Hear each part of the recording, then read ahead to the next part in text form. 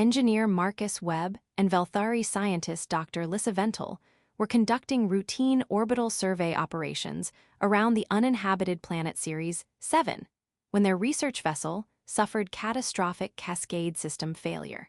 What began as a minor power fluctuation in the ship's primary distribution node rapidly escalated into complete systems breakdown.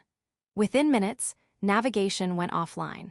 Life support began showing critical errors. Communications failed entirely. And worst of all, the geological survey data they'd been collecting revealed something their initial planetary scans had somehow completely missed. Ceres 7's planetary core was critically unstable, already beginning a massive tectonic collapse that would render the entire planet uninhabitable and possibly fragment it entirely. The ship's geological analysis systems calculated approximately 60 minutes until the collapse reached the critical threshold. After that point, the expanding debris field and violent gravitational disruptions would make escape impossible for any vessel still in orbit. Their ship, the research vessel Aurora, was their only means of survival, but the cascade failure had left it completely non-functional.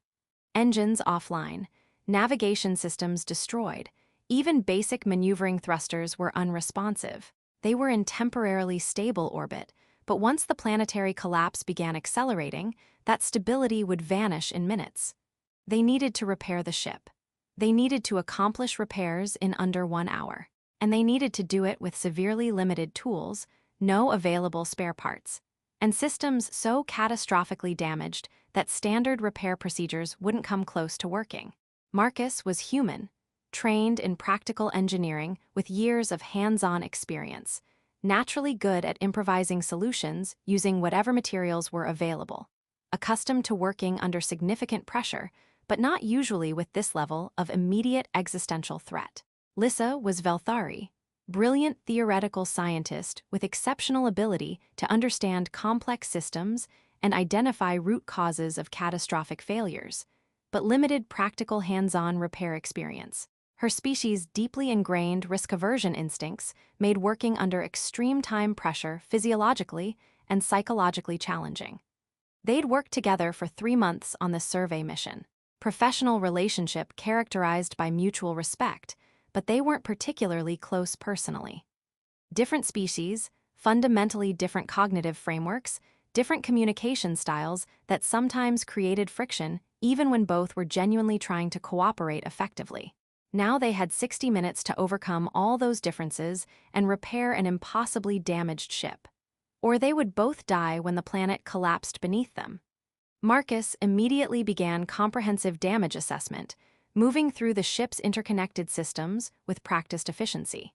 The cascade failure had originated in the primary power distribution node, some kind of massive electrical surge that had propagated destructively through every connected system before safety protocols could isolate the damage. Navigation, engines, life support, communications, all fried by the same catastrophic cascade.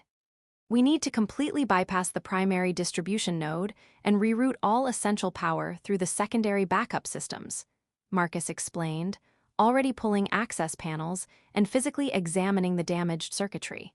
But the secondary systems were never designed to handle primary power loads. They'll immediately overload and fail unless we can substantially modify the power distribution protocols. Lissa was analyzing the ship's detailed schematics and system architecture on her portable terminal, one of the few systems that hadn't been connected to the primary node and had therefore survived the cascade intact. The theoretical load capacity of secondary backup systems is approximately 67% of primary operational requirements. We cannot sustain full normal power distribution, but if we carefully prioritize only essential systems, minimal life support, basic maneuvering thrusters, emergency navigation, we might achieve sufficient functionality for emergency escape trajectory. Might isn't going to be adequate. We need certainty about whether this will actually work. Absolute certainty is statistically impossible given our severe constraints. Optimal probability of success is the best we can realistically achieve. They were both technically correct, which was part of the immediate problem. Marcus needed to act decisively with incomplete information under extreme time pressure. Lissa needed to analyze thoroughly and understand all variables before committing to any action. Under normal operational circumstances, their fundamentally different approaches complemented each other effectively. Under a 60-minute deadline with a planet literally fragmenting beneath them, their different approaches created immediate tension. 48 minutes remaining. Marcus was physically rewiring the ship's power systems with brutal efficiency, bypassing completely destroyed nodes, manually rerouting connections through secondary pathways that were never intended for this purpose. It was inelegant, desperate engineering, forcing systems to perform functions they weren't designed for, creating jury-rigged solutions that might hold together just long enough for escape or might fail catastrophically. Lissa was simultaneously recalibrating the power distribution protocols at the software level, writing new code in real time to manage the completely non-standard configuration Marcus was physically creating, calculating load balances and failure thresholds as he worked. The starboard maneuvering thruster assembly is completely destroyed beyond any repair, Marcus reported grimly. We'll have severely asymmetric thrust capability. Navigation and course control will be extremely unstable. I can potentially compensate using modified thrust vectoring algorithms, but that requires substantial processing power that we're currently allocating to maintaining life support systems. Then we breathe slightly less efficiently and fly considerably better. That's not how biological respiratory systems actually function. It was a joke. Dark humor. Human stress response mechanism. We do that under pressure. Velthari generally find such humor counterproductive during actual crisis conditions. 30 minutes remaining, and they were encountering critical obstacles that threatened the entire repair effort. Marcus had successfully bypassed the destroyed primary power distribution node and established functional secondary routing. Power was flowing to essential systems at reduced but potentially adequate levels, but when he attempted to initialize the main engines, they remained completely unresponsive. The engine control circuits are physically damaged far beyond what I can possibly repair with the time and resources we have available, Marcus said, undisguised frustration evident in his voice. I can successfully route power to the engine systems, but I cannot make them actually fire and produce thrust without replacing critical components we don't have any spare parts for. Lissa examined the technical problem carefully. The control circuits regulate precise fuel injection sequences and combustion timing. If they're completely non-functional, the engines won't ignite properly, even with adequate power supply. I know exactly what they do and why they're critical. I need workable solutions, not technical explanations of the problem. I'm attempting to identify potential solutions. Your increasing emotional volatility is counterproductive to effective problem solving. My emotional volatility exists because we have exactly 30 minutes before this planet literally explodes, and our only means of escape has completely non-functional engines. They were both utterly exhausted, genuinely terrified, and working in fundamentally incompatible ways under extreme pressure. Marcus became more aggressive and action-oriented under stress. Lissa became more methodically analytical and precise. The intense pressure was amplifying their natural differences rather than helping them bridge the gap. 22 minutes remaining. The planet's surface was already showing dramatic visible signs of imminent catastrophic collapse. Massive seismic activity, clearly visible from orbit, tectonic plates, shifting with unprecedented violence, volcanic eruptions increasing exponentially in frequency and intensity. Wait, Lissa said suddenly. The control circuits regulate combustion sequencing because completely unregulated ignition would be catastrophically unstable and potentially destroy the engine. But if we're only attempting a single emergency burn for escape trajectory, we don't actually need sustained, stable combustion over time. We need one massive thrust event regardless of stability or efficiency. Marcus processed this rapidly. You're proposing we manually trigger the engines without any computer control whatsoever. Just dump fuel directly and ignite it with no regulation. The resulting explosion would be completely uncontrolled and would almost certainly cause additional damage to the ship's structural integrity. But if the only alternative is absolute certainty of death from planetary collapse, then a controlled explosion that might work is infinitely better than no thrust capability at all. Can you calculate the optimal fuel mixture ratio and ignition timing sequence that gives us the best possible chance of successful burn without completely destroying what's left of the ship? Give me 8 minutes for the calculations. You have 6 minutes maximum. I need at least 2 minutes to physically set up the manual ignition system. 14 minutes remaining before estimated planetary collapse threshold. Marcus had successfully rigged a completely manual ignition system, literally hot-wiring the engine's fuel delivery systems to bypass every single safety interlock and computer control mechanism. It was the engineering equivalent of deliberately removing all safety features from a massive bomb and hoping desperately you could throw it in approximately the right direction before it detonated. Lissa had calculated what she believed was the optimal fuel mixture ratio and ignition sequence timing.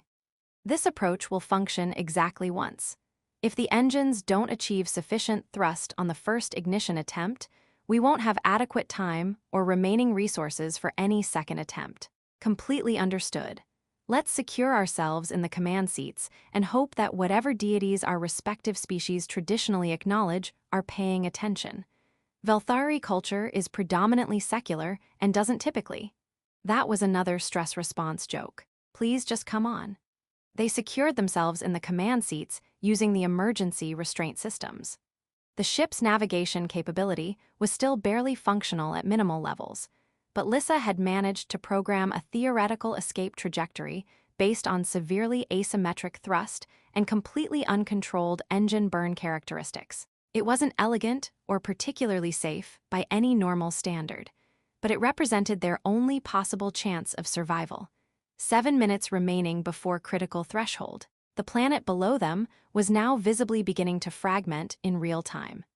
Massive sections of planetary crust were actively separating, exposing the superheated core material beneath. The expanding debris field was already reaching into low orbital zones.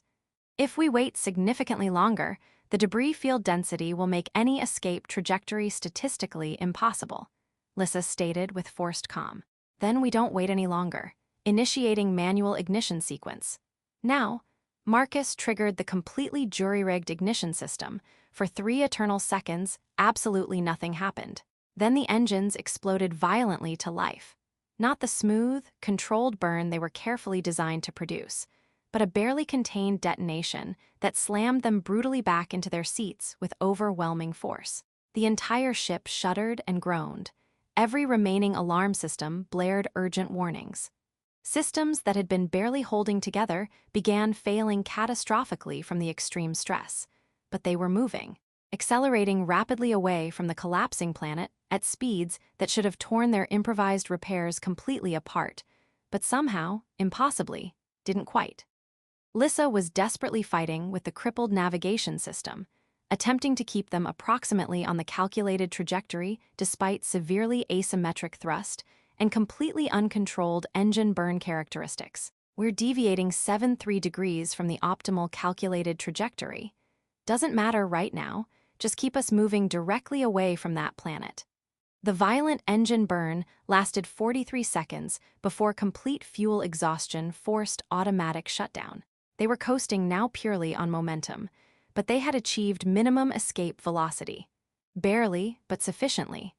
Behind them, Series 7 underwent its final catastrophic collapse. The planet literally fragmented, unimaginable tectonic forces tearing it into massive irregular chunks that would eventually form a new asteroid field. The debris field expanded outward violently, but they were just ahead of the leading edge, moving just fast enough to avoid being caught and destroyed in the expanding cloud of planetary fragments. 2 minutes later, they confirmed they were definitively clear of immediate destruction danger. The ship was barely functional, life support running on absolute minimum capacity, no remaining engine capability, severely limited maneuvering. But they were alive, and they were far enough from the debris field that rescue vessels would be able to reach them before their remaining systems failed completely.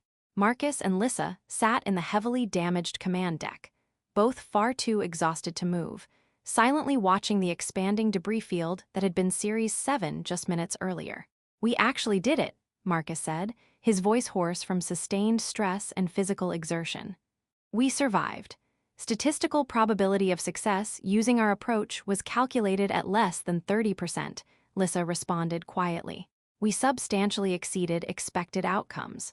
You calculated only 30% chance of success and still committed fully to proceeding with that plan. The alternative approach had 0% probability of success. 30% is objectively and significantly better than 0%. That's actually a completely fair point when you frame it that way.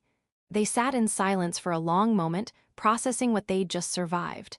Then Marcus said, "I apologize for snapping at you repeatedly during the repair process. The extreme stress, the impossible time pressure, I wasn't handling the situation well. I also was not optimal in my communication approach. Velthari risk aversion instincts make crisis situations genuinely physiologically and psychologically challenging. I became excessively analytical precisely when immediate action was most required. We're alive specifically because you were analytical. That calculation about using uncontrolled engine burn, that idea saved both our lives. We're alive because you could actually implement the theoretical solution in physical reality. My theoretical knowledge would have been completely useless without your practical engineering skills and ability to work under extreme pressure." Another pause. Then Lissa said quietly, "I have never trusted anyone with my survival the way I trusted you completely during the last hour. That level of absolute vulnerability is highly unusual for my species." Same. I mean, not the specific species-based part, but the fundamental trust element. We barely knew each other as individuals 3 months ago. And I just bet both our lives on your mathematical calculations and your ability to navigate using systems that should have been completely impossible to fly.